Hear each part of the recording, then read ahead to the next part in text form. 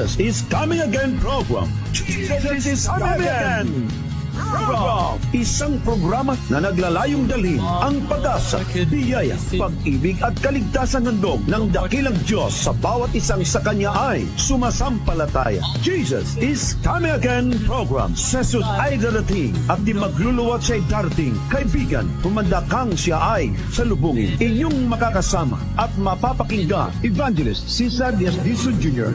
sa ating Jesus is Coming Again program.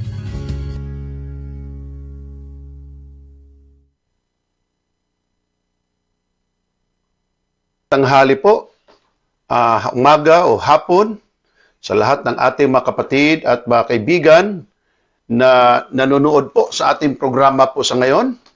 Lahat po kayo mga kapatid ay ating pong wini-welcome sa ating pong programang Jesus is Coming Again Media Ministry. At sa umaga pong ito sa Dako ng Pilipinas, kasama po natin si Brother Dinmar Santiago. Okay? So, back-to-back ito mga kapatid. Kasama natin ngayon si Brother Dinmar. So, welcome na welcome po sa inyong lahat. At ako po'y natutuwa na si Brother Dinmar ay makasama natin at makaback-to-back natin. Atin pong binabati ang buong Luzon, Visayas at Mindanao at sa lahat ng mga kapatiran na nanonood po sa buong United States of America, lalo tigit po The Light Church International. Samahan po niyo kami mga kapatid at tayo po ay mananalangin. Ama, sa amin pong pag-aaral ng inyong mga dakilang salita, kay nawa Panginoon ang amin pong kasama, patnubayan po ninyo at pagpalain ang bawat isa po sa amin, bigyan niyo po kami ng karunungan na maihayag namin ang inyong mga dakilang salita upang inyong salita, Panginoon, ay maipaliwanag ng mahusay ayon sa inyo pong dakilang kalooban. Ito po ay aming pinasasalamatan sa pangalan ng aming Panginoon Hesus. Amen. Okay, mga kapatid, kasama po natin si Brother Dinmar ngayon. Ipasok natin Brother John, si Brother Dinmar. Hello, Brother Dinmar. Naandyan ka ba? Nandito po. Magandang umaga po sa ating lahat. At sa Pilipinas, happy midweek sa ating mga kapatid. At magandang umaga sa iyo, Pastor Cesar Dizon. At nagpapasalamat tayo sa Panginoon sa panibagong araw at sa pagkakataon din ito upang tayo ay makapag-evangelize muli dito sa ating social media platform sa Facebook, dito sa Jesus is Coming Again Ministry. Yeah, that's true. Tayo po ay nagpapasalamat sa Panginoon mga kapatid sa pagkakataong ipinagkaloob sa atin at ni Brother Dinmar din naman para po ating mapag-usapan yung mga bagay-bagay na mabuti pong mapag-usapan natin ngayon dito, Brother Dinmar. At maganda ito kasi wala na po tayong oras, dire-diretso na po tayo agad. Pag-uusapan natin may ng konti yung debate na nangyari sa inyo. Honestly speaking, kanina ko lang napanood, hindi pa tapos. Ganon pa man, ako'y natutuwa sapagkat ang katotohanan ay nahihayag. No po? At hindi po pag-uusapan mga kapatid, ang patungkol po doon sa letter na binigay ni Brother Ronald Obidos at ating pag-usapan, tanongin din natin si Brother Dinmar kung anong masasabi niya dito tungkol dito sa sinasabing tanong. Okay? By the way, ating pong napag-usapan mga kapatid, ipakita ko lang sa inyo sandali ha, ang ating pong naging topic noong nakaraan po o kahapon na tinanong ni Jando at ni Darwin Gitgano, ang Google na Google, sino ang nagtayo ng Roman Catholic Church? Ayan. So, pinalabas nila ito mga kapatid. At nung lumabas, mahal kong mga kapatid, tuwang-tuwa sila kasi nakalagay Jesus Christ. Pero nung ating pong inalam, ay hindi naman po talaga si Jesus Christ ang nagsabi noon. Ang nagsabi, libro lang din ng Romano Katoliko. Sila na ang gumawa ng libro, hinango sa kanilang libro, sila pa ang nagpasok doon sa tinanong nilang Google. Pagkatapos, Katolikong nagtanong, Katolikong sumagot, Katolikong gumawa ng libro, lahat na lang sa kanila.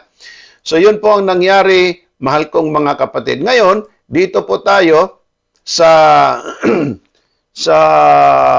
dito po sa ni Ronald Obidos. Okay, nag-aano naman Brother John. Bakit kaya katulad kahapon ay hindi siya naibabalik natin sa slideshow o na-resume doon sa slideshow? Dapat mag-resume na ito, pero hindi siya nagre-resume, Brother John, sa ating Nevertheless, sige, kaya ayusin lang yan ni Brother John, mga kapatid. Okay, akin pong babasahin sa inyo ang aklat, mga kapatid, o yung sulat na galing po kay Ronald Obidos na ipinorward din po dito sa atin. At ang tanong na ito ay gusto ng nagpadala na masagot. Subukan natin sagutin mga kapatid. Baka sakali na may masagot din natin. Okay po? So, Brother John, kung nakikinig kayo dyan, kapatid, ay pakiayos mo muna sandali ito. Bakit ayaw niyang mag-slideshow? Okay. Alright. Dapat nag-slideshow ito. Anyway. Alright. Akin mo nang basahin to mga pangalan na andito na po ngayon mga kapatid na nanonood po sa ating programa. Okay? Standby lang muna sandali, Brother, tawag nito, Brother Dinmar, ha? So, ang pinakauna talaga dito mga kapatid, si Brother Raj Amar, Jamie Vergado, si Marken Bautista, Maria Dilia Binyadera Barnido, sila po'y nanonood sa Spain. Paula Patilas, si Boyan Romblon, then si Noindy Dalagos, Lemuel Fernando, okay, si Harlene Thompson, then si Mars Detiles, Jonathan Ordanil, then si Raj Amar, mga kapatid, Bacolod City siya, at si Brother Tong Yong Tikson. Brother Yong Tikson, kung nakikinig ka ngayon, Brother Yong Tikson, nagpadala ko sa iyo ng text, tapos nag-reply ka, kaya lang di ko na mabuksan, di ko na ma-reply. Hindi ko na ma-reply. I don't know kung bakit hindi ko na ma-reply yung text mo, pero nag-text ako siya, nag-text ka sa akin, at yun naman ay hindi ko na mapasukan. Then kasunod si Brother Jeffrey Pipidor, Saldi Oseda, then si Jaymar, and si Marken Bautista. Alright, mga kapatid. Tayo po ay dadako dito sa katanungan ni Mr. Obidos. Paano na lang kayo ito, mga kapatid? Bakit ay hindi na makaano, no? Ito. Ito yung tanong niya, mahal kong mga kapatid. Okay, sandali ha. Ating ibalik.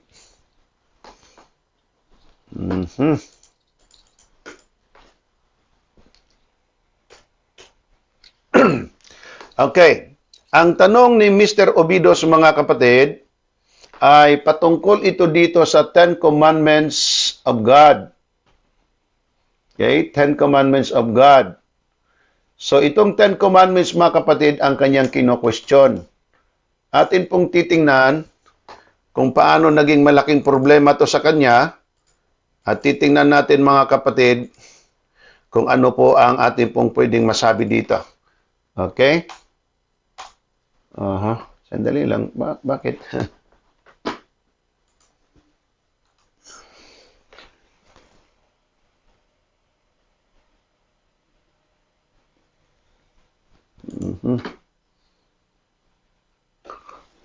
Okay, basahin ko na lang dito. Hindi ko makita kasi dyan, mga kapatid. Itong kino-question niya ay yung 10 Commandments, no?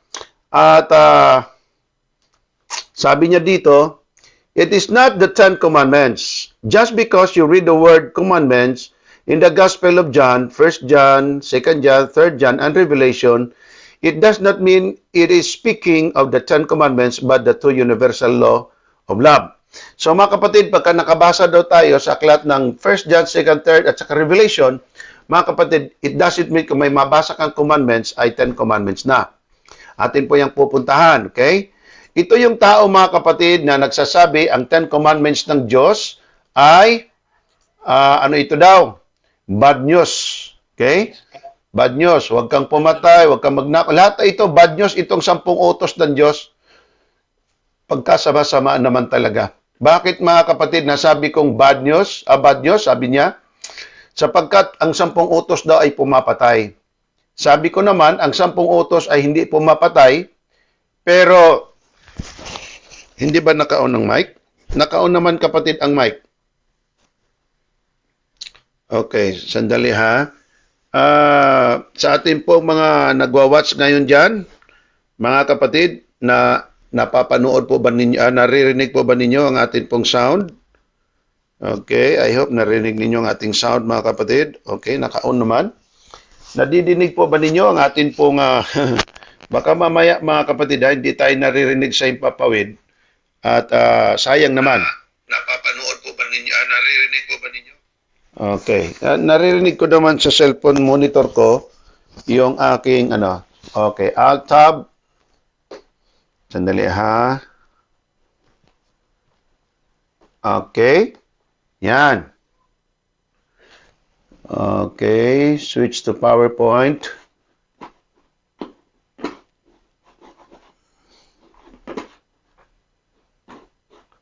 Okay.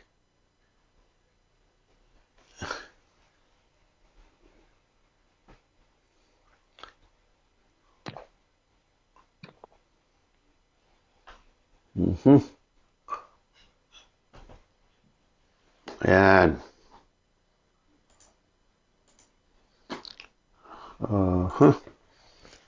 ang nangyayari. Siguro naririnig naman ako, Brother John. Naririnig ba ako? Sana na may naririnig yung boses ko kasi masasayang yung ating broadcast. Kung hindi naman, madidinig yung boses ko. Okay? Naka-PowerPoint mode naman ito. Aha.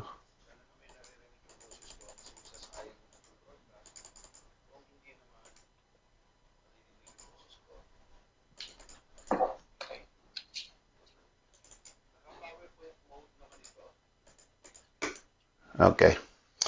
Di bali, ilagay mo na lang kami ni Brother Denmar sa kaming dalawa para magtanungan na lang kami. Okay? At kung may panahon pa, babalikan ko na lang ito si Obidos sa kanyang katanungan at ating bibigyan pansin.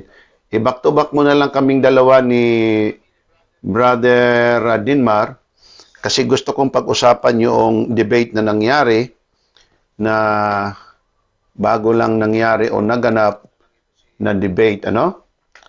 Okay. Brother Denmar, nandyan ka pa ba? Naririnig mo ba ako?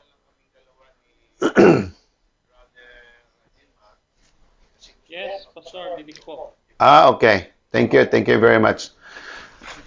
Okay.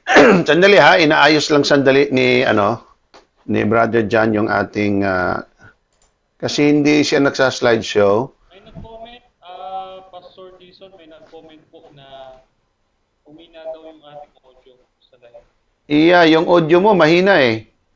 Hindi Yun nga po ang nangyari. hindi ko gaanong marinig yung boses mo. Oo. Sige lang, palalaksan lang yan ni Brother John. Okay. Nakamonitor naman sa atin si Brother John eh. Okay. Okay, back tayo dyan sa iyo, Brother Denmar, yung patungkol doon sa debate na pinag-uusapan ninyo. Kailan nga yung debate nangyari? Paki-off mo nga ikaw, tanak. Nung linggo, Pastor, linggo ng hapon, alauna yan, hanggang alas. Oh, linggo ng hapon. Okay. Ano nga yung, sandali ha, habang ginagawa ni Brother John, mag-uusap tayo. Ano nga ang nangyari doon sa debate na yon na anong yung topic ninyo, kapatid?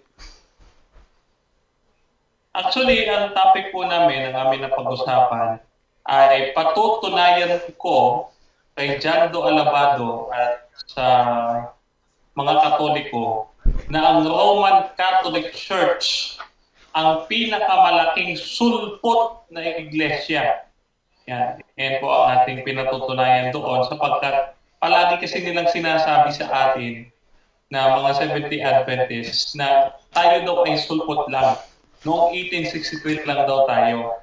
No? Pero ang hindi nila nakita dito sa debating ito ay itinindig natin ng Seventh-day Adventist na una pa sa Orthodox at sa Roman Catholic sapagkat tayo po ay nasa church in the wilderness na. Okay. Hindi po nila nakita yun. Yeah. Ito, pag-usapan natin. Okay. Alt-tab. Yan, naka-alt-tab na ako. Sandali ha. Alt-tab.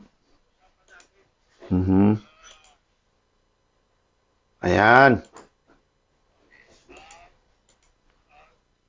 Okay. Puntahan natin yung yung tungkol doon sa debate at balikan ko na lang itong si Obidos kasi natuto ako dito sa kinalalabasan ng debate. Okay. Ayan na. Ayan na. Okay. All right, Brother John, pakibalik mo si si Brother Denmar. Nandito kasi yung nilagay ko komentaryo sa naganap na debate, na magiging holistic naman yung ating pong pag-aaral dito. Okay, pakibalik si Brother Denmar, please. So, Brother Denmar, ang pinag-uusapan doon sa debate na nangyari, na pinatutunayan mo ng Romano Katoliko ay isang malaking sulpot sa kasaysayan. Anyway, diniscuss ko din ito at ako'y natuwa na iilan doon sa mga slides mo na ginamit ay yung mga slides na atin din ginagamit dito at praise God ay naging malinaw ito sa maraming mga tao. So nakita mo yung aking ginawang tawag nito, thumbnails? Okay? Nakita mo? So, pwede mo bang ipaliwanag sandali dito? Ano ang pinakapunto mo kung bakit ang Romano Katoliko ay tinawag na sulpot sa kasaysayan? Kasi ang una ko talagang narinig niya na sulpot ay itong si Mr. Curious Catholic o Catholic Curious. Okay, si Benz, na lahat ng mga protestante sulpot. Na inganyo naman ako na ang sabi ko, patutunayan ko sa inyo na ang Romano Katoliko ang pinakamalaking sulpot sa kasaysayan ng Kristyanismo. Okay? Na ngayon, since tapos na rin yung debate na yon, so ang tanong ko ay, paano mo nasabing sulpot na itong Roman Catholic Church? Sige nga, anong masabi mo diyan, kapatid?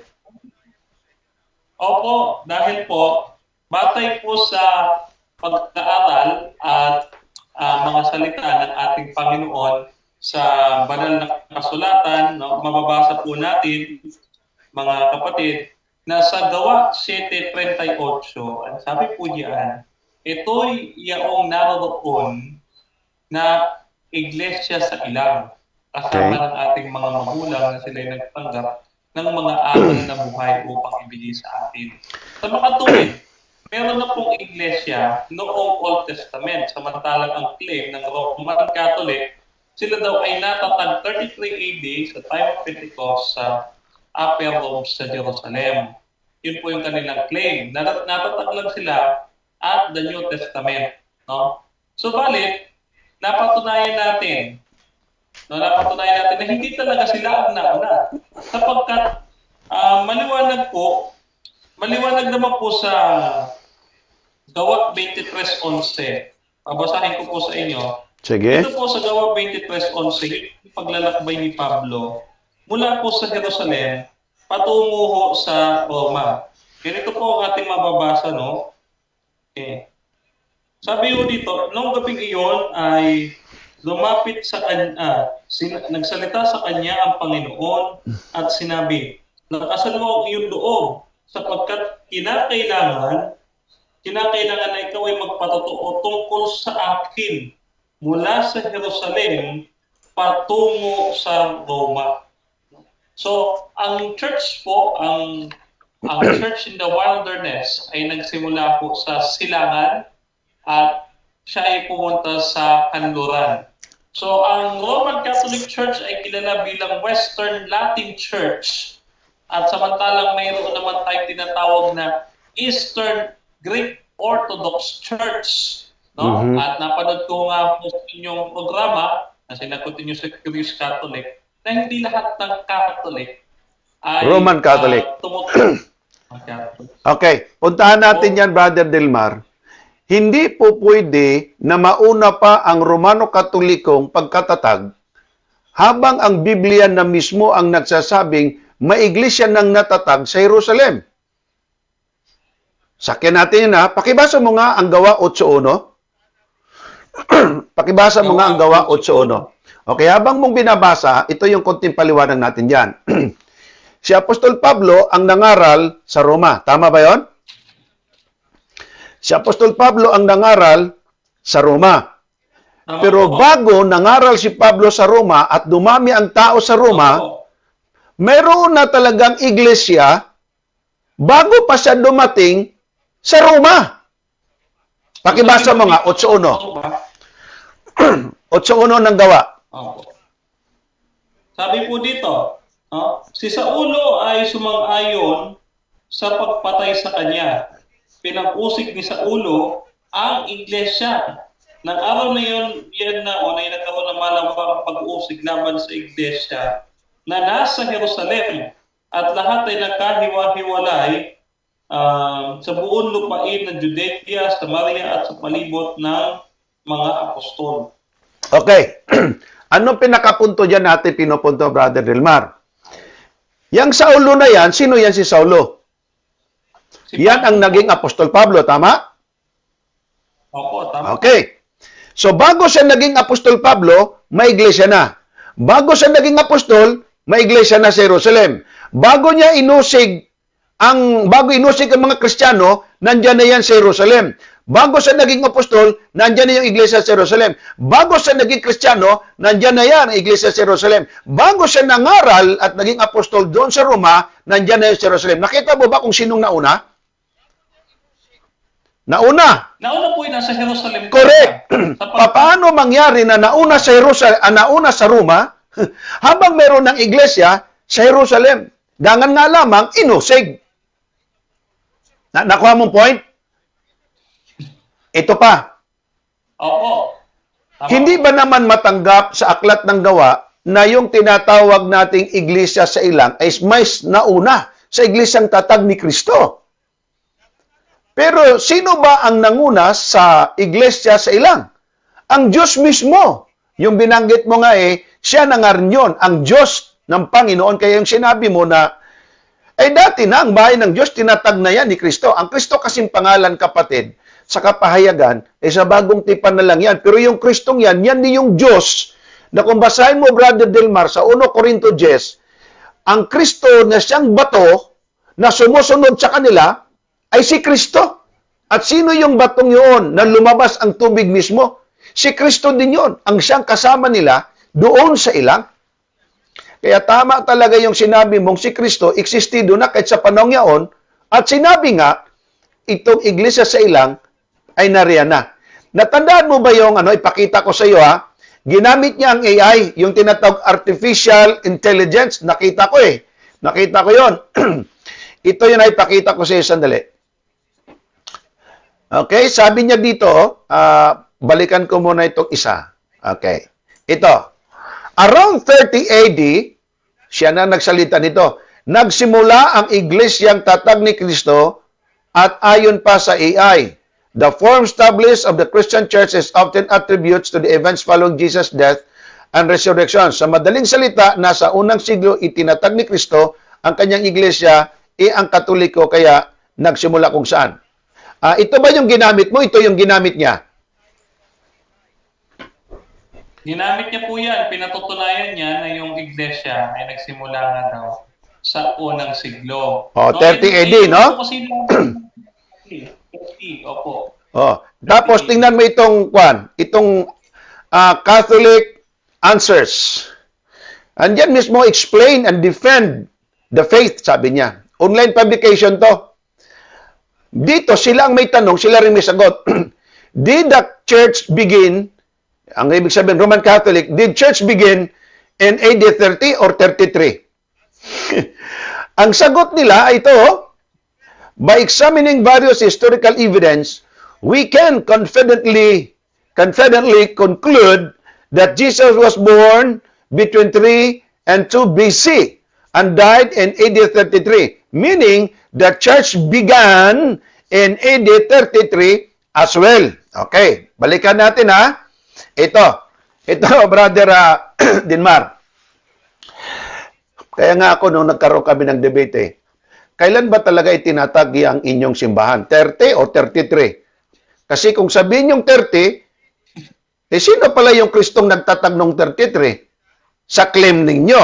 Kung sabihin mong 30, ayon sa inyong katisismo, sino palang Kristong nagtatag nitong 30? Dalawang Kristo na yatang nangyari or dalawang bisis kayo tinatag?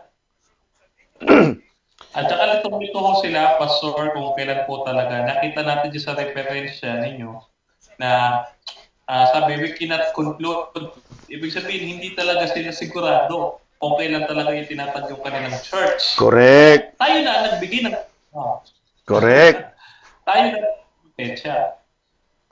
Kaya nga, kung ating titingnan, ayon dito sa Catholic Answers nila, si Kristo ay nagtatag ng kanyang iglesia 33.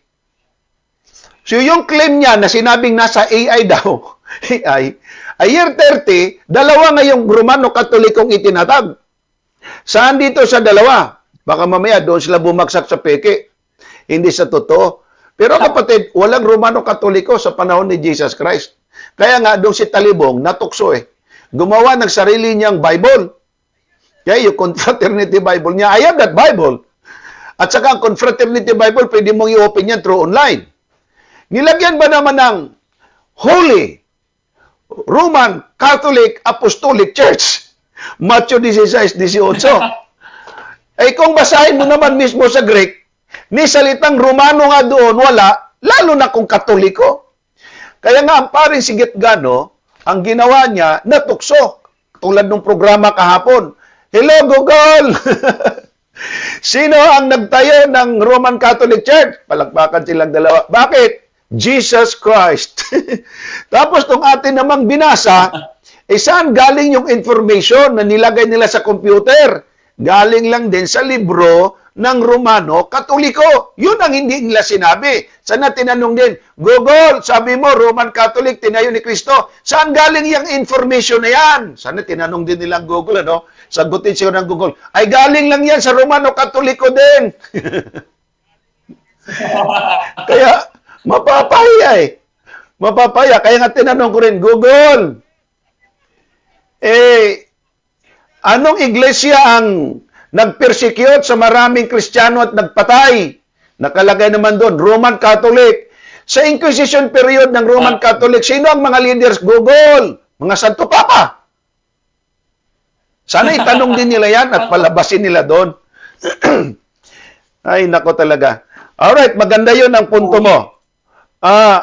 Puntahan din natin yung ginamit niyang Catholic Church means universal. Pakita ko sa iyo at pakita natin sa mga tao. Yan. For the first 1,000 years after the death of Jesus Christ, all Christians were members of one religion, the Catholic. Palakpak na sila dito kay ito daw salitang Catholic, sila na ditong Romano Katoliko.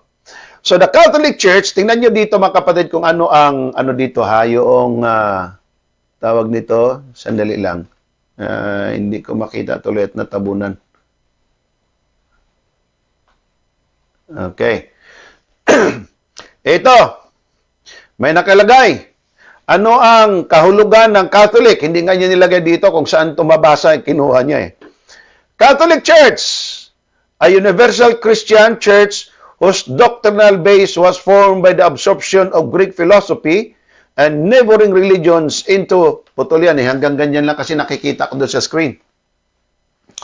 So, Brother Dinmar, ibig sabihin ba, pagka binanggit na si Kristo ang nagtatag ng Catholic Church, ibig sabihin ba, pag sinabing Catholic Church, Roman Catholic Church na yan? Tulad ba ba? Pag sinabi ba Baptist, Southern Baptist na agad? Maraming Baptist, di ba? Hindi. Hindi, siyempre. Halimbawa, Southern Baptist, Northern Baptist, meron pang Agape Baptist, Livingston Baptist, Fountain of Life Baptist, meron pa yung Baptist kay Rian Fuentes na Baptist na hindi mo maintindihan kung ano klaseng Baptist yun. Tapos, meron din naman itong tinatawag na Highway Baptist. Hindi ko mo na siyang nagbitbit ng pangalang Baptist, isa lang ang Baptist, napakarami, tulad ng Bunagin, napakarami. So pagka ginamit ang salitang Catholic, ibig sabihin ba Roman Catholic na? Ibig sabihin ba ng salitang Catholic, Roman Catholic? Anong masasabi mo doon? Hindi. Sapagkat yung salitang universal, isa sa mga ating referensya nila. Ang ibig sabihin pala ng Catholic, no, ayon na rin sa Encyclopedia Britannica, ang Catholic means universal. At kapag ni-browse nyo pa po yan, pababa yung ating resources, at pwede rin naman natin ipahiram sa mga Romano Katoliko yung referensya para maliwanagan kayo pag nagbasa kayo. Pag ibinaba niyo po yan, may tinatawag tayong Catholic Resurrection, Catholic Gospels, Catholic Writers, Catholic Epistles, but it doesn't mean it is Roman Catholic. Because ang sinasabi ni Ignatius pala, noong 110 AD sa Smyrna, susulat niya sa Smyrna, ang sinasabi doon, ang church is pangkalahatan. No? Church worldwide, global church ang tinutukoy niya. Hindi ito tumutukoy sa isang noun, kundi ito ay tumutukoy sa adjective or descriptive term. Parang ganito, no? Kapag kasi na may iglesia ni Kristo, hindi kayo yun agad, the Iglesia ni Cristo na tinayo ni Manalo. Hindi sila kaagad yun. Pag nakabasa na Iglesia ng Diyos, akala nila MCGA na kasi Church of God International. Hindi yun. No? Kapag sinabi Iglesia ni Cristo, no, ito ay tumutukoy descriptive na yung Iglesia ay kay Cristo. Para ganun din, Catholic Church, it doesn't mean na nakabasa tayo ng Catholic Church, ginawa na natin, tayo yun eh. Napakaraming Catholic. May Armenian Catholic, may Greek Catholic, may Russian Catholic, no? Mayroong Alexandrian Catholic. Napakaraming Catholic, hindi lang kayo. At meron kang mabasa sa Encyclopedia Britannica na yung Catholic na malaki talagang kasunod sa Roman Catholic, yung Catholic Orthodox or Orthodox Catholic. Pero iba doon ang kanilang leader, hindi Santo Papa. Kaya hindi ibig sabihin, pag ginamit ang salitang Catholic, Roman Catholic na lang agad ang tinutukoy ng Catholic. Well, atin naman yung nabasa doon sa kanyang binasa na ang Catholic, wala ka namang mabasa doon, Roman Catholic. Even though ang Catholic, pwedeng magamit ng Roman Catholic. Kasi ang ibig sabihin ng Catholic, universal. But it doesn't mean ang Romano Katoliko lang ang universal. Satanism nga, universal din eh. Pero hindi din Romano. Yung ang kapangyarihan ni Satanas, universal din. Alam naman, Romano Katoliko din yan si Satanas. Laking problemang bagay yan. Meron siyang ginamit, okay? Itong si Jando, may nakita ako doon eh. Nalala mo yung Ministry Magazine na ginamit niya? Tapos doon sa Ministry Magazine. Naalala ko. Okay, ipakita ko sa iyo ha. Sandali lang. Ginamit niya itong sample, itong dalawa eh. Yun pa rin yun. Hindi dalawang tao. Halimbawa, si Charis noon, mahaba buhok. Pero babae, naging tumboy. Ito naman si Rostom Padilla, lalaki, pinakialaman niya itong dalawang mga tao. Ginawa niyang sample eh. Example, para maintindihan. Si Rostom, lalaki, nung sumali daw sa Big Brother, naging babae. Pero hindi ibig sabihin, sabi niya, pero hindi ibig sabihin na hindi pa rin yun pa rin. Alam mo, kung ako ang magbasa sa analogy niya, napakabasa at basag na basag tong analogy. Para bang sabi, itong anak ko, mabait. Pero, naging adik, naging magnanakaw, gun runner, rapisto, masama. Itong anak na mabuti at anak na masama, isang katawan lang yan. Pero kung ating identify, kung ikaw pa rin yung mabuting anak noon, ngayon naging masama, isa lang ang katawan, pero ikaw naging masama, anong klaseng anak ka? Masama. Adik. Masama. Di mabuting tao. Kahit tulad nitong dalawa, hindi naman natin minamalita ito, no? Babae, naging lalaki. Lalaki, naging babae. Totoo yan. Pero ang tanong, sa mata ng Diyos, katanggap-tanggap ba itong ganito? Hindi. At saka, Pastor Jason, kung nakakahiya, nakakatawa, hindi ko maiwasan ipatawa. Bakit? Yung pagkakatatag pala ng kanilang iglesia o yung kanilang church, itong Roman Catholic Church, itinulad sa bading, Tama yan. Alam mo, nung nanood ako doon, hindi na ako magtataka kung bakit maraming mga correct. Ipinagtatanggol pa nga ng Santo Papa yan eh. Ito sabihan kita, si Charis, babae, naging lalaki. Si Rostom Padilla, isang lalaki, naging babae. So, ibig sabihin lang natin, yung simbahan, dati babae, ngayon tumboy na. Dati lalaki, ngayon bakla na. Okay lang din sa inyo, tanggap kasi may evolution eh. Pero yun pa rin yun.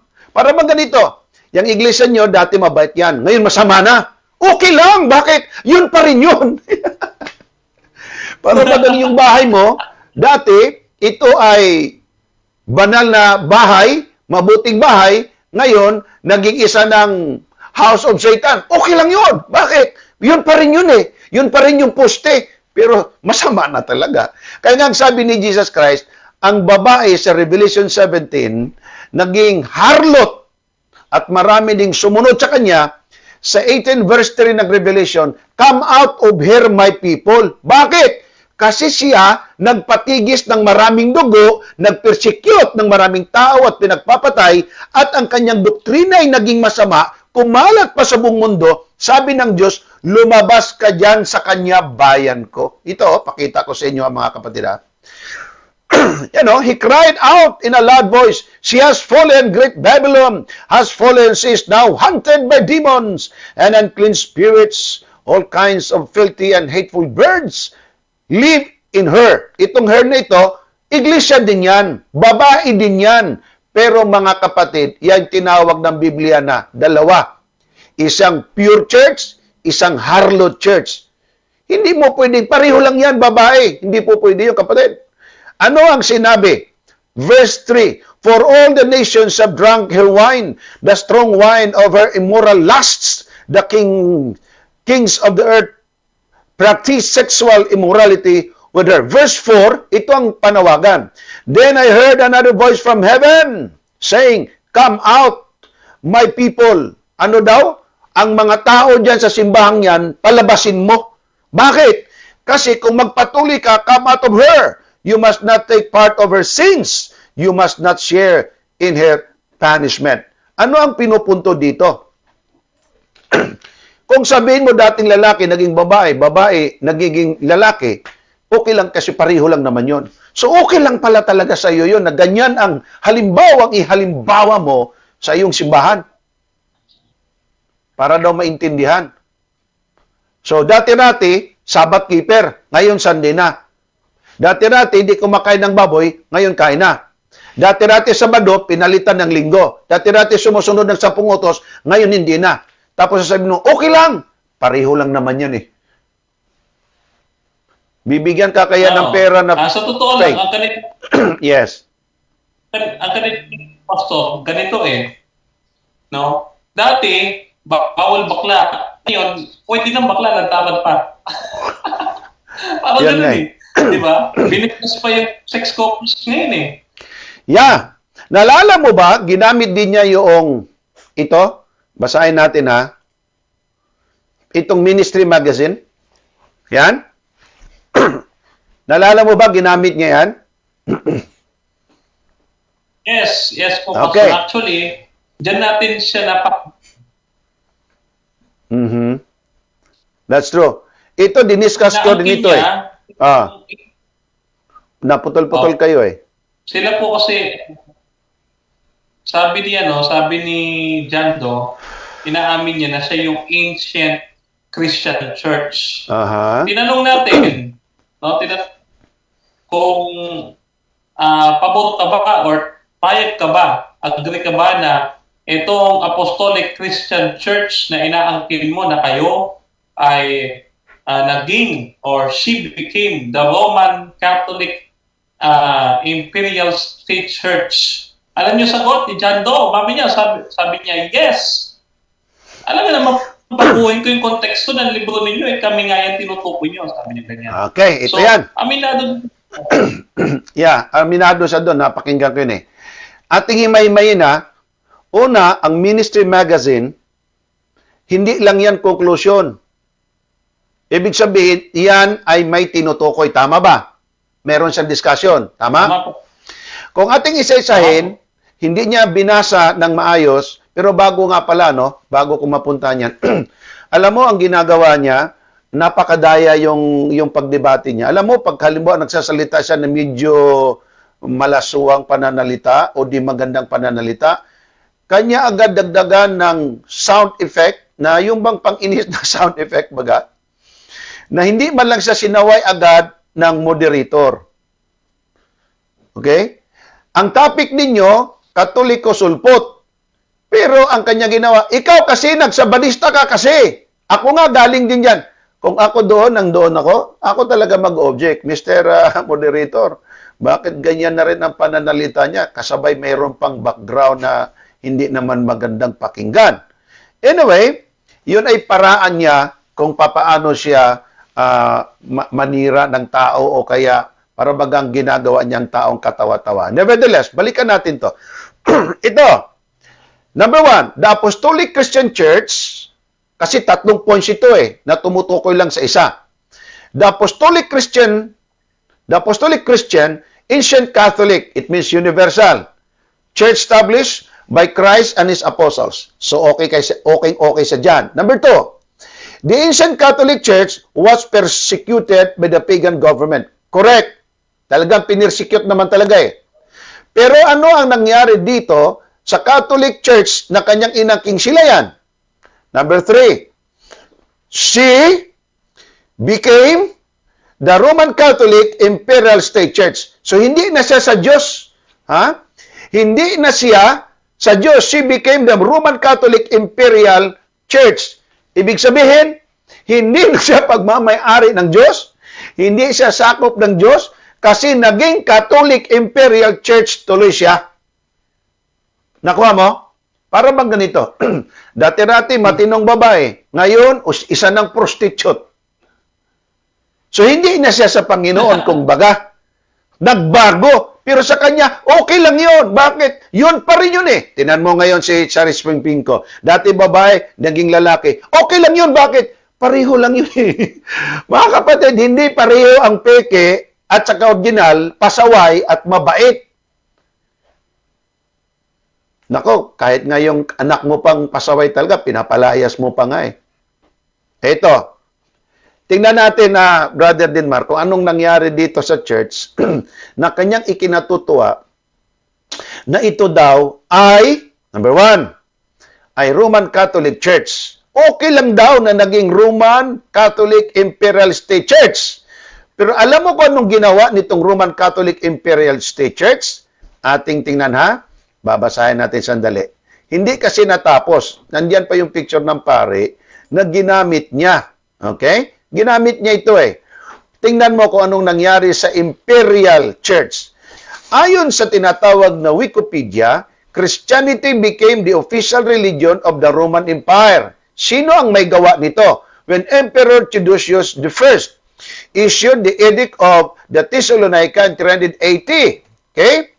Which recognized the fallen orthodoxy of Nicene Christians in the Greek Church as the Roman Empire state religion. Hindi na ito religion ng Diyos. Kaya nga ang ating panawagan sa mga nandyan sa Roman Catholic, lumabas kayo. Sabihin na lang natin dati, ito naging sulpot. Bakit? Iba siya noon, naging iba na ngayon sa bandang huli, lalo tigit sa pagdating sa bandang huli sa kasaysayan. Mabasa ito sa World Encyclopedia of Interfaith Studies. Ito pa ang nangyari. Tingnan natin ha, ating i-connect ito. Yan o. Itong tinatawag na she became the Roman Catholic Imperial State Church, ayon sa World Encyclopedia, ito yung Imperial Roman Church na itinayo lamang at kinuha ito sa panahon ni Emperor Theodosius at hindi nga naman ito galing sa Diyos. Sila, Catholic. Kasama sila noon sa isang pangalang Catholic lang. Pure Apostolic. Pero anong ginawa nila? They clasped their hands together with the pagan, which is the Roman pagan empire. At nung napag-isa na nila ang religious na Catholic at saka Roman Empire, ang pangalan ngayon ng simbahan nila, doon na lumabas ang Roman Catholic Church. Dati-rati ang isang pangalan lang ay Catholic Apostolic Church. Doon mo sinabi na lumabas ang mga ito at naging sulpot sa kasaysayan. Ito na yon, yung nagkaroon ng tinatawag na schism. Dati-rati, nakikita mo ba, Brother Denmar? Ito, isa lang ang pangalan nila nung araw eh. One, Holy, Catholic, and Apostolic. Hindi pa Roman Catholic. Saka na lamang sila officially nag-split talaga. Ito yung sulpot talaga. Sulpot. Noong 1095. But before 1095, meron unang maliit na away nila noon kasi merong small schism at saka big schism. Ito na yung time na yon. So, nangyari noong 1095, nagsulpot siya. At doon naman sa kanyang pagsulpot, nagsulputan naman din itong marami na hindi nakagusto sa kanyang pamaraan. So nandoon na yung Lutheran Reform, Anglican Baptist, Methodist, Old Catholics, at iba pa. Pero ang pangalan nila nung araw ay iisa lamang. Bandang huli, siya ngayon ay tinawag na Roman Catholic Church na kanyang ipinariho dito kay Charis at kay Ruston Padilla. Anong masasabi mo diyan, kapatid? Sa totoo lang po kasi, ito ang Roman Catholic na ito. Nung una pa lang sinabi na, no, ito ay nakipakasal doon sa isaw. Ito ba ay Revelation chapter 7? Nakipagkasal ito sa estado. Kaya nga kanina, ang sabi nga, dito sila sa date ng foundation nila. So, bibigyan na natin sila ng petsa. 380. Talaga na itatag. Itong sulpot sa nito na Roman Catholic Church. Kasi makikita natin yung isang referensya niya, Pastor Cesar, yung isang niyang referensya na sinasabi niya, yung the Catholic Church. No, ang ganda dun yung Catholic Church is from Jesus Christ, tapos maya-maya, yung Catholic Church daw develop into a hierarchical system with the Pope. Sabi gano'n So, pinapatanggap niya sa akin, ito ba yung Catholic na tinatag ni Cristo, yung may Pope? Sabi ko, hindi. O bakit hindi? Sabi mo, ito yung Catholic Church, ito yung tinayo ni Cristo, tapos mamaya-maya, hindi na. Ganito kasi yan. Yung pagkakaintindi ni Jando, yung salitang develop, no? Pag sinabi kasi develop, nagbago. Nag-change. No? So, from being pure, sabi nga natin, from being a virgin, naging patutot. No? Naging prostitute na siya dito sa Revelation 17. No? Na itong hayop, alam naman natin, itong Revelation 17, yung hayop dito, ay the same as the hayop doon sa Revelation 13 at Daniel 7 na siyang ika-4 na hayop. Ito nga yung Roman Empire. No, after ng Roman Empire, no, 476, nagsisimula na bumagsak ang Roman Empire.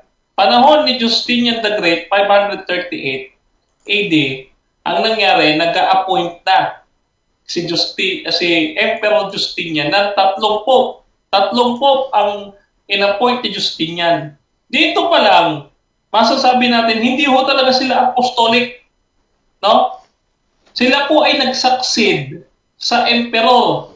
No? Hindi po sa apostol. Bakit? Bakit po kinakailangan si Justinian ang mag-a-appoint sa 3 nilang pope? No? At ang isa sa in-appoint ito ni Justinian ay si Gregory the First na nag-angkin noong 606 AD sa kauna-unahang pagkakataon na siya daw ang head of all churches at universal bishop. So sa pagkakataon ngayon, doon pa lamang nag-e-evolve itong sistema ng kapapahan, which is according mismo sa ating propesiya na yung Malitasungay, tatagpasin niya yung 3. Visigoths, Ostrogoths, Vandals. Yan. So tinalo niya, bigla siyang sumulpot.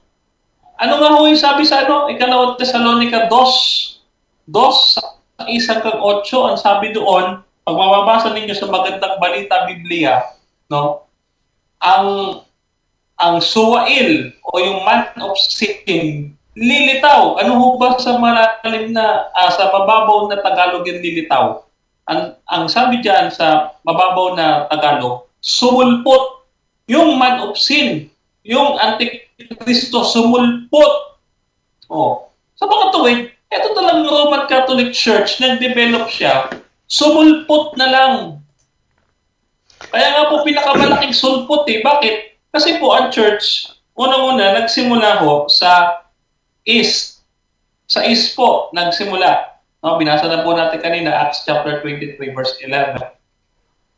Pero ito, Pastor Cesar Dizon, gusto ko pag-usapan natin itong the new book of knowledge na ginamit din ni Jando. Okay, mamaya pupuntahan natin yan. Yung obispo na author nito. Sabi niya, bakit mo tinatanong yung author? Pupuntahan natin yan ha. Kasi nandito sa slides, papakita ko muna sa iyo. Pero bago yan, ipakita ko rin dito sa mga tao kung kailan lang nag-umpisa ang pagiging Romano-Katoliko nitong Romano-Katoliko. Pakinggan ninyo mga kapatid. Galing po ito sa History of the Roman Catholic Church, Learned Religion. Pakinggan nyo, the Roman Empire legally recognized Pauline Christianity as a valid religion in 313 AD. Makuha din po niyo ito sa Encyclopedia Britannica. Later, bandang huli na. Kita mo ha, yung salitang bandang huli. Later part, sa bandang huli. Later, Opo. in that century, may umusbong. Ano yon? In 380 AD, Roman Catholicism became the official religion of the Roman Empire. Hindi religion ni Jesus Christ, religion ng Roman Empire. Doon na sila tinawag na Roman Catholicism. Tanggap natin na lahat ng Kristiyano Catholic. Pero hindi lahat ng Kristiyano Romano-Katoliko. Bakit? Dito rin, makita mo, tingnan nito. Sila yung recognize. Kumusta yung mga Christian pero hindi Romano-Katoliko? During the following 1,000 years, within the 1,000 years, Catholics were the only people recognized as Christians. So dito ating makikita, Brother Dinmar, maraming Christians. Pero yung Roman Catholic lang, Christians ang kanilang ni-recognize. Nakuha mo punto? Sa kabuuan, Christian sila lahat. Pero may grupo dito na naging state church, Roman Catholic State Church, nakipag-isa sa gobernong pagano, kaya nga mayroon niyang 5 bishoprics noon sa Alexandria, okay? Meron din sa Jerusalem, meron sa Roma. Sa 5 ito, ang Roma ang pinili na nilagyan nila ng Santo Papa. Ang masaklap lang nito, si Pedro ginawa pa nilang Santo Papa. Na sa batala, kahit i-type mo yan siya sa computer ninyo, kailan lang ba nag-umpisa ang titulong Santo Papa? Hindi aabot kay Pedro. Hindi aabot kay Pedro. Kahit tanungin mo nga, Pedro, Santo Papa ka ba? Pedro, may bumati ba sa Santo Papa? Wala. So mga kapatid, maraming Kristiyano by the time. Pero yung Roman Catholic State Church lang ng Imperyo ng Roma ang kanilang ni-recognize. Besides that, kahit Kristiyano patawag mo, hindi ka namin recognize. Therefore, sa kabuuang Kristyanismo, lumabas, sumulpot. At ang sumulpot, 380, walang iba, ito, Roman Catholicism. Ngayon, punta tayo doon sa kay Duterte. Naalala mo ba, Brother Dilmar, na tinanong kita na nabanggit ba niya si Duterte? Opo. Okay. Itong si Duterte, mga kapatid, Opo, naalala mo, no? Hindi ko naman kasi ganong napanood to. Si Duterte, ito yung bishop ng Katoliko na simbahan na nagsabi na mabasa sa New Book of Knowledge. History of the Roman Catholic Church began in an upper room in Jerusalem almost 2,000 years ago. About 120 persons were gathered there. So ang pinakapunto dito na ipinagmamalaki nila at ipinalakpak pa ito ng pare, grabe sa debate nila, at ginamit niya itong New Book Knowledge na ang sabi, ang Roman Catholic originally 2,000 years ago. Originally Roman Catholic. Originally sa Jerusalem nag-umpisa. Diyan mabasa. Noon pala, ang nagsabi lang ng ganitong pananalita, ito lang ding paring ito na bishop na si Duterte. Na sa pagkadinig ko sa iyo, kanyang dinidina ito na hindi Katoliko. Tama ba yun? Pakiliwanag mo nga. Tama po, dinidinay niya, no? Na hindi daw si Duterte ang author nito at pinamamalian niya rin na obispo yan, pero hindi daw obispo Romano Katoliko. Ayan, ito, ngayon, pakita ko sa iyo. Opo. Tinignan po natin sa Wikipedia, yan pala ay obispo ng isang archdiocese. Correct. Ito, pakita natin sa kanila, ha? Ang punto kasi niya, idinideny niya ito na Roman Catholic priest or bishop. Ang akin naman dito, ganito. Mas makikinig ako sa encyclopedia, mas makikinig ako kay Duterte kahit hindi to Seventh-day Adventist. Bakit? Una, may pinag-aralan to. Itong ayaw tumanggap, ewan ko kung nakaapak ito sa University ng Theology o sa College of Theology. Mas maniniwala ako dito. Bakit? Pakita ko sa iyo, ha? Tingnan mo ito kung paano siya nagiging isang dakilang tao. Si Reverend Bishop John Joseph Doherty, siya yung Seton Hall University is a private Roman Catholic University. Siya yung tinatawag natin na isang, tawag nito, isa siyang bishop ito. Sino si Doherty? Ito makita mo ha. Galing sa Wikipedia. Kung mapansin mo, yan o, galing sa Wikipedia. Yan. At dito sa kulay yellow, on November 17, 1969, Pope John XIII appointed him as the titular bishop of Catena, an auxiliary bishop of Newark. He was consecrated a bishop by Archbishop Thomas Boland on January 24, 1963. The principal consecrators were Bishop James McNally at Patterson and Newark Auxiliary Bishop Martin Stanton. So, ibig sabihin, ang kanya palang pagiging isang bishop, ang nag-install pa talaga at nag-appoint sa kanya ay si Pope John the 12. Kita mo yan? Tapos sasabihin mo, hindi yan Katoliko, hindi yan bishop ng Katoliko. Sinong maniniwala sa iyo niyan? Ito nga, encyclopedia na to. Ito ang mga references, Bishop John Doherty, Joseph Doherty, andyan, Catholic Hierarchy Retrieve, yan. At makita mo pa. Di lang yan. Sinabi pa dito na siya ay isang presidente ng isang Catholic University sa Seton Hall University buhat noong 1959 to 1869. So 10 years siya, marami siyang nagawa dahil doon itong si Bishop John Doherty, bagamat siya'y namatay sa edad na 78, siya mga kapatid at mga kaibigan, pinarangalan din naman. Ang taong ito ang nagsabi na ang Roman Catholic ay nag-umpisa noong 2,000 years ago. Yan nga yung sinabing, Google! Sino nagtatag ng Roman Catholic Church? Jesus Christ! Google! Sa dating daan, sino niyan? Si Eliseo Soriano. Google! Sino nagtatag ng Iglesia ni Cristo? Si Felix Manalo. Kita mo yan? Google! Sino ang nagtatag ng Roman Catholic? Jesus Christ. Kita mo, pati si Google nagsasabi ng totoo. Ang mga taong ito para bang ginagawa tayong bobo. Bakit? Kung anong i-feed mo dyan sa computer, yun ang sasabihin. Pero ang tanong, Google, sabi mo na Roman Catholic ay established by Jesus Christ. Google, sino ang may sabi niyan? Sino ang nag-feed sa'yo ng information yan? Roman Catholic book din. Kaya, mga kapatid, talagang kawaway. Sige, bigay ko sa iyong panahon, anong masasabi niya dito kay Doherty? Pastor Dizon, actually, kasi, itong The New Book of Knowledge na ito, ang ginagawang pandaraya ni John Doe Alabado sa kanyang mga tagasunod, no? Hindi alam ng marami na maraming edisyon itong pinag-uusapan natin the New Book of Knowledge.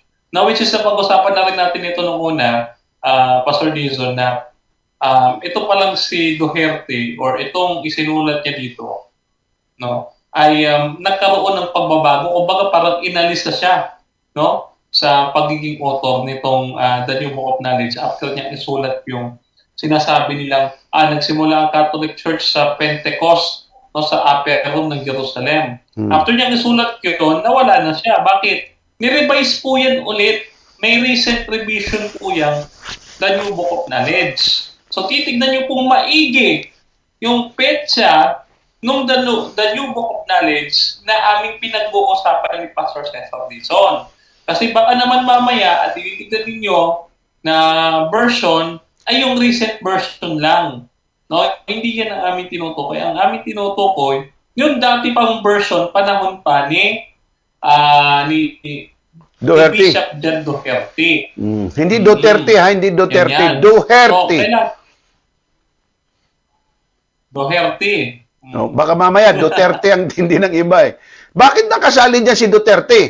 Hindi po, Duherte. John Duherte. Malapit-lapit sa Duterte. Anyway, dalawa nga naman ito at naging ibang version. Diyan yung makita mga kapatid, ang kasaysayan ng Romano Katoliko, ganun lang kadali nila baguhin. Kasi nga, sila-sila lang din ang gumagawa, sila-sila lang din ang magbago. Kita nyo yan? Kaya nga, pag sinabi nila na ang Roman Catholic Church ay itinayo ni Jesus Christ, tuwang-tuwa naman agad sila, alamin naman ninyo kung saan galing yung information na yon. Back to you, Brother Dinmat. Ayun nga po, nakakaawa itong mga kaibigan natin Katoliko. Kasi kung ano lang yung i-feed sa kanila ng kung sino-sino, katulad dyan doon, ni Darwin Kitjan, at ni Wendell Talibong, kung ano lang i-feed sa kanila, yun ang paniniwalaan nila.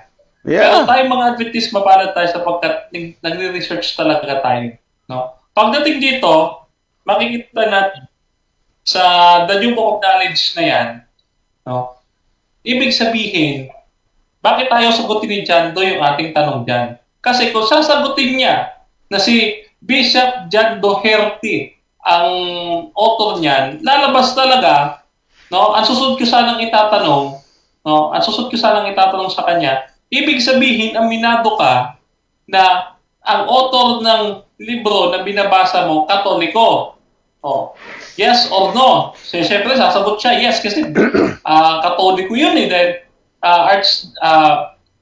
bishop yun ng isang archdiocese or archbishop kung tawagin. Oh.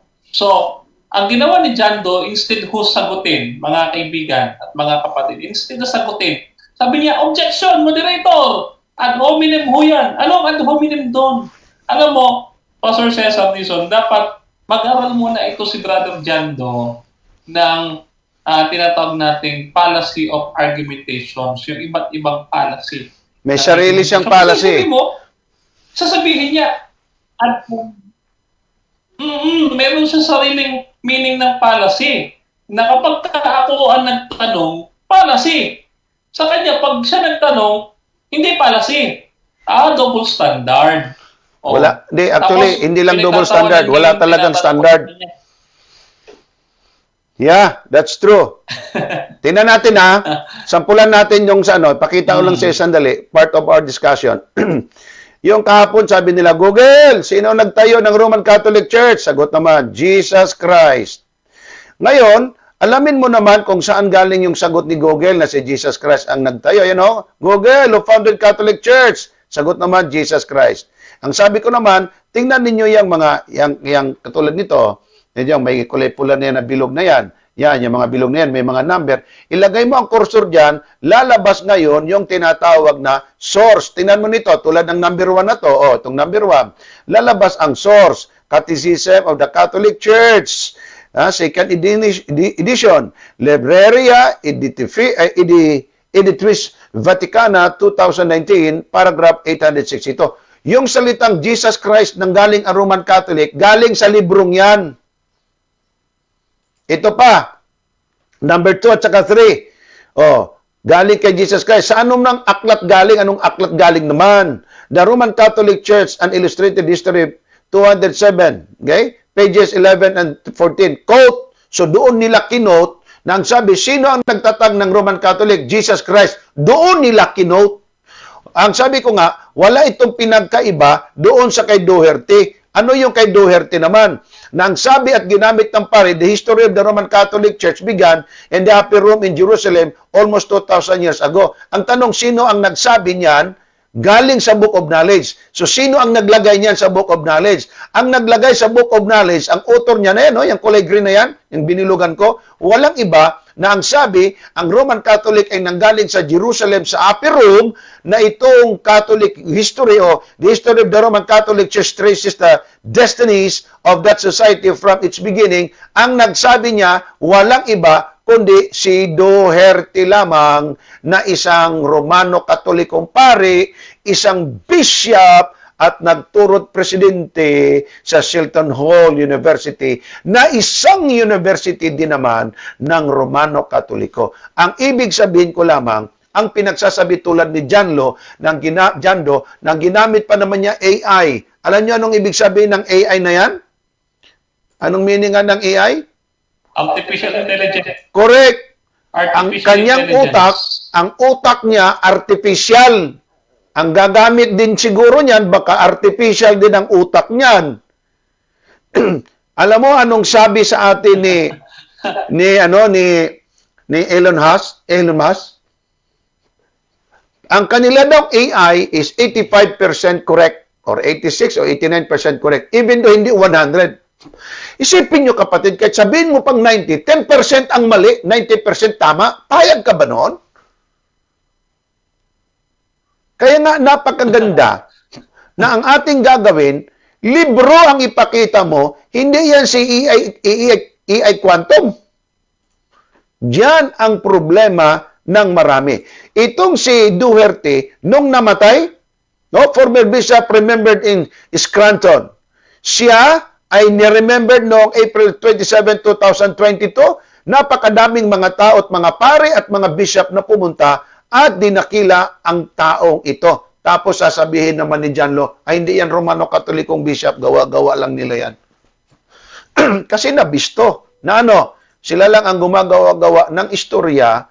Ayon sa the New Jersey Catholic Records, si Duterte ay isang anamang Romano Katolikong pare na kung saan siya lang din ang nagsabi na ito mga kapatid ay kanyang ginawa. At siya lang din ang nagsabi ng Roman Catholic Church ay galing doon sa upper chamber ng Jerusalem. Which is, galing lang sa kanila ang lahat ng source. Back to you, Brother Denmar. Anong masabi mo Yun dito nga kay po. Duterte? Pagdating dyan sa AI na yan, Pastor Cesar, makikita natin, it's unreliable. No? It's unreliable. Halimbawa, Pero yan ang isang ginagamit niya. Last year lang ito last year lang ito ibinaligta sa GMA7. No? Ilang mga students mula sa UP at saka sa FEU gumamit ng AI. No, gumamit sila ng AI, maging yung mga taga-UST at taga-Tineo, gumamit sila ng ganitong AI. No? Ang ginawa nila edit thesis. Ngayon, ang laki ng galit ng school board nila sapagkat AI pala ang gumawa ng kanilang thesis. No? Malalaman kasi agad dahil generated yung AI. No? At itong AI na to, dahil nga generated siya, isa siyang robot, ChatGPT.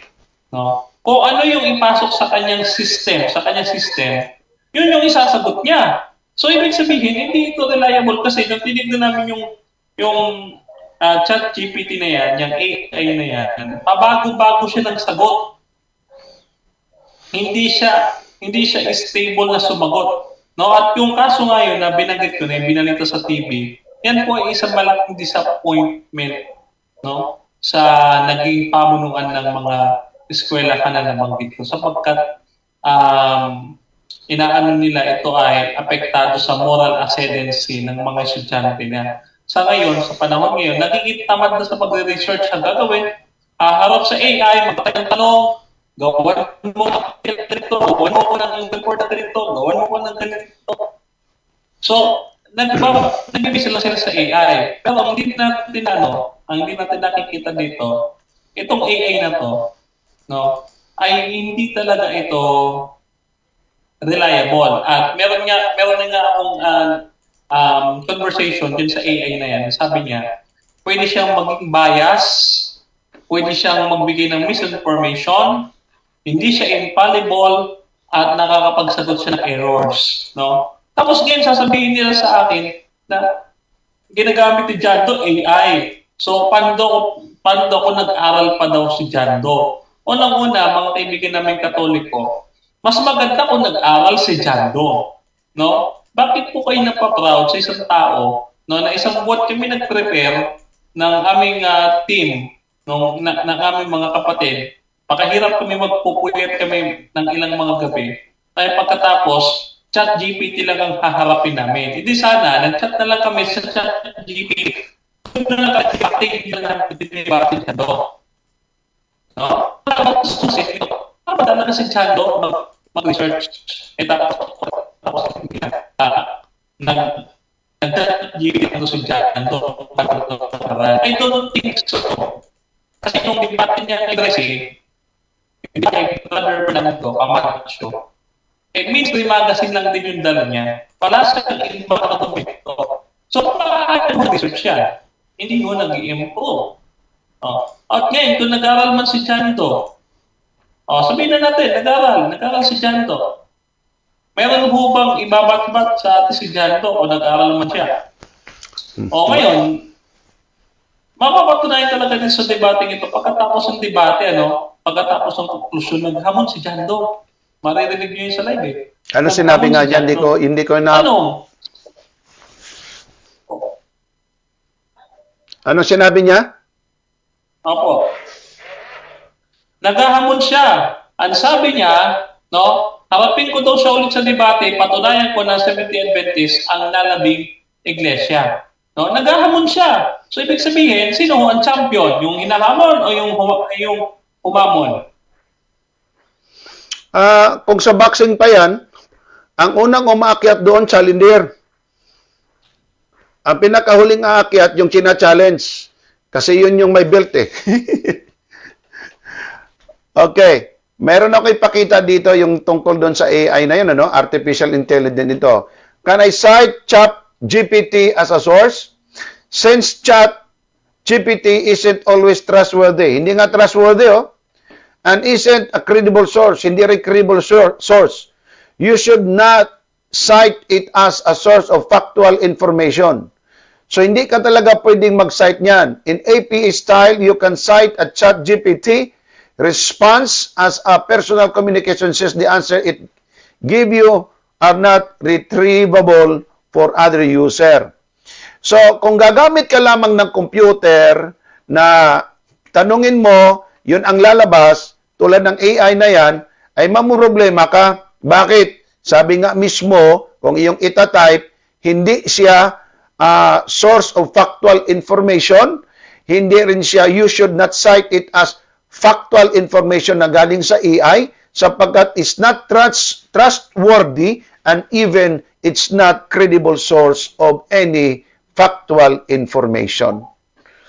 Kaya nga ako, siguro yung hindi naman sa minamalit ko moderator, ewan ko kung ilang beses na siya nag-moderate kasi sa tingin ko lang, ang daming violation doon ginawa ni Jando. Daming violation.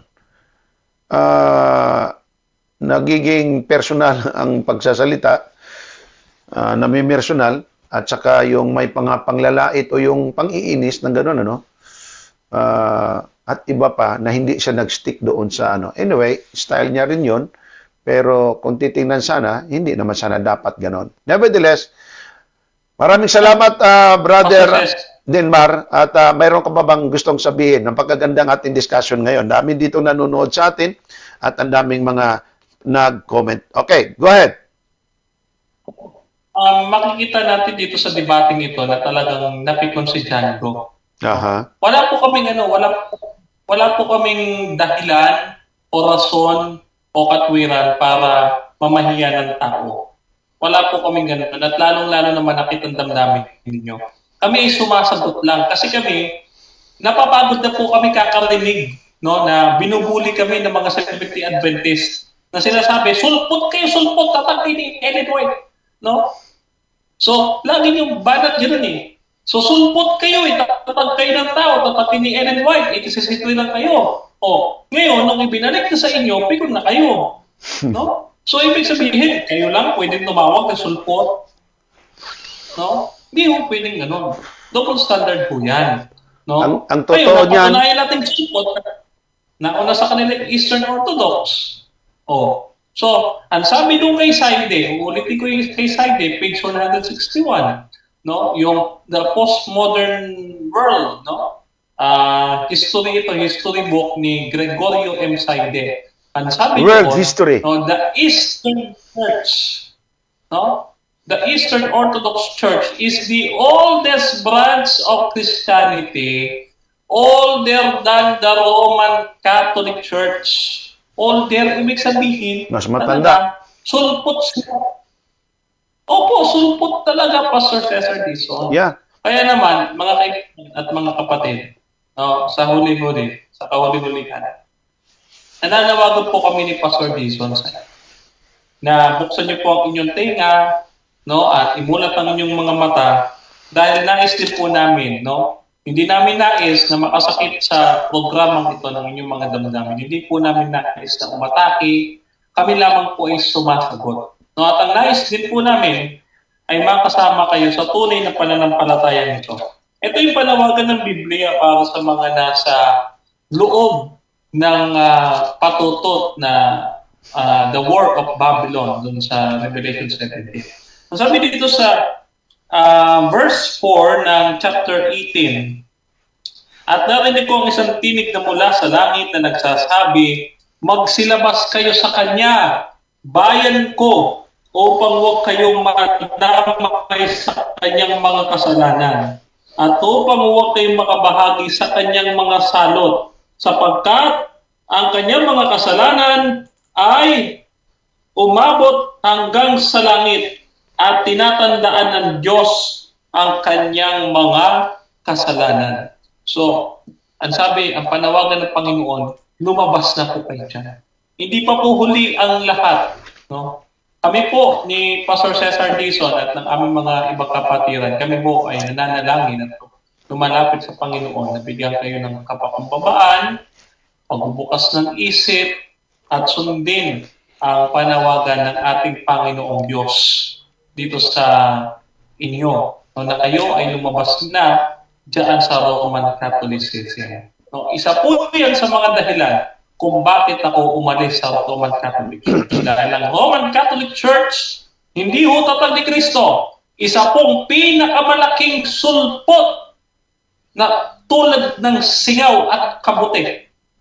Hindi po tatag ni Kristo yan, mga kaibigan. No? Maraming salamat, Pastor Cesar Dizon. Maraming salamat din, Brother Denmar, at pinaunlakan mo ang ating invitation para maipaliwanag mo din naman at madiscuss ng konti yung patungkol sa naganap na debate nung araw ng linggo. Bagamat maiksi lang ating oras, pero atin pong iginugol ito para dito. At ito namang sagot natin tungkol kay Obidos, at least nakita po ninyo, ito po ang ating pong bigyang pansin sa susunod po nating episode, mga kapatid. Nevertheless, ang akin lang pong masabi sa inyo, hindi sapagkat gumaganti tayo na tinawag sulpot ay sulpot na rin sila o sulpot sila para tayong gumaganti, hindi po yon. Atin lang pong pinaaninaw na lahat ng tao na hindi sumusunod sa tamang landas, sa tamang aral, pagka sila'y gumawa ng sarili nilang mga doktrina, ay anong tawag mong pa niyan? Ay di kabutit mga sulpot tulad ng linggo, binago ng Iglesia Katolika, ang bautismong ilubog sa tubig, ginawa luwisik ang bata. Ha? Tapos may bibinyagan silang bata, gagamitin mga water gun na lang, para silang nagbarilan ng tubig ng ganon. Wala din naman yung purgatorio, sulpot lang din yan. Yung mga limbos na yan, wala din po yan. At marami pa, ni wala sa Bibliang itinuro na may Santo Papa, sila lang din ang may gawa niyan at marami pang iba. Yung mga pari na hindi pinag-aasawa, samantala si Pedro na kanilang Santo Papa ay may asawa at may biyanan. Paano ka magkaroon ng biyanan kung wala kang asawa? Alangan naman yung biyanan ang siyang asawa mo. Si Pedro ay may biyanan, therefore may asawa. Marami sa mga lingkod ng Panginoon may asawa. Kaya lang, kung inyong titingnan, gumawa din sila ng sariling doktrina na hindi po ayon sa Panginoon. Ano pa't nangyayari, ito po'y dapat nating alamin, ating diskubrihin, sapagkat kung ang katotohanan ay siya pong atin pong tanggapin, ang katotohanan ang magpapalaya sa atin. Sa susunod mga kapatid, atin pong pag-usapan at pag-aralan, ito pong tanong at padalang sulat ni Ronald Obidos. It is not the Ten Commandments. Just because you read the word commandments in the Gospel of John 1, 2, 3, at saka Revelation daw, it does not mean it is speaking of the Ten Commandments, but the two universal law of love. So, ibig sabihin, wala daw Ten Commandments, universal law of love. Atin yan pong didiskussin mga kapatid sa susunod nating pag-aaral. Tayo po ay nagpapasalamat sa bawat isa sa inyo at sumusubaybay sa ating pong Jesus is Coming in Media Ministry. Tayo po ay manalangin. Ama, salamat po sa inyong mga dakilang salita. Salamat po sa inyong mayamang pag-ibig. Salamat na ikay nariyan para sa inyong bayan. Salamat na ikaw ay patuloy nagpala sa amin. Ito pong lahat na ito ay aming pinasasalamatan. Kalakip na ang hipuin ang puso ng bawat isang nakikinig na kung saan, Panginoon, nag-struggle sila sa pagkakita at pagtanggap ng katotohanan. Pagpalain nawa, makita nila ang lubos na katotohanan. At salamat sa pagdinig ninyo sa aming mga dalangin. Lahat ng ito ay aming inalalapit sa pangalan ng aming Panginoong Jesus. Amen. Maraming salamat, mahal ko mga kapatid at mga kaibigan. Maraming salamat po kay Brother Denmar Santiago. Kapatid, thank you very much. At ang Diyos magpala sa iyo at patuloy. Huwag niyong kalimutan mga kapatid, suportahan po ninyo ang ministry ni Brother Denmar Santiago sapagkat sa parang katulad ng iyan ay magiging kabahagi kayo sa ministeryong kanya pong ginagalawan, sa aking ginagalawan, sa amon pong ginagalawan sapagkat voluntaryo tayong nangangaral ng salita ng Panginoon. Ang inyo pong mga dalangin ay napakalaki at napakahalaga sa tagumpay ng gawaing pagkalap ng marami pang kaluluwa. Ang Diyos na mamampala sa atin, ito pong ating Jesus is Coming in Media Ministry sa pangalan ni Brother Denmar Santiago. Ako po, inyong kapatid kay Kristo, Evangelist Cesar Diaz Dizon Jr. ay nagpapasalamat sa inyo pong patuloy na pagsubaybay. God bless and see you next time. Maraming salamat, Brother Denmar. Thank you. Thank you, brother. Inyong napakinggan ang Jesus is Coming Again program. Jesus is Coming Again program. At muli pa po ninyong mapapakinggan Evangelist Cesar Diaz Dizon Jr. Jesus is Coming Again program.